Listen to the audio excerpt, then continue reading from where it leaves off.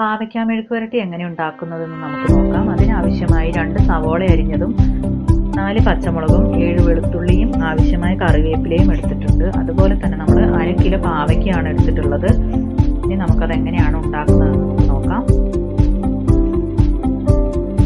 ചട്ടി ചൂടാവാൻ വെച്ചിട്ടുണ്ട്. അതിലേക്ക് അല്പം എണ്ണ ഒഴിച്ചു കൊടുക്കണം. എണ്ണയിലേക്ക് കടുക് ഇട്ട് കൊടുത്ത് അതിലേക്ക് നമുക്ക് സവോള, പച്ചമുളക്, വെളുത്തുള്ളി, കറിവേപ്പില എന്നിവയും ചേർത്ത് കൊടുത്ത് നല്ല രീതിയിലൊന്ന് വഴറ്റിയെടുക്കണം. പകുതി വഴറ്റിയതിനു ശേഷം നമുക്ക് അതിലേക്ക് പാവയ്ക്ക ഇട്ട് കൊടുക്കാം.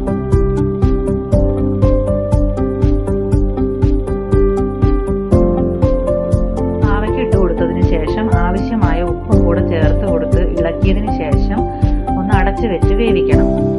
10 മിനിറ്റ് വേവിച്ചതിന് ശേഷം നമുക്ക് തുറന്നു നോക്കാം. നമ്മുടെ പാവയ്ക്ക മെഴുക്ക് പുരട്ടി ഇവിടെ റെഡിയായി വന്നിട്ടുണ്ട്. എല്ലാവരും ഇതുപോലെ ട്രൈ ചെയ്ത് നോക്കണം കേട്ടോ. എല്ലാവരും സബ്സ്ക്രൈബ് ചെയ്യണം,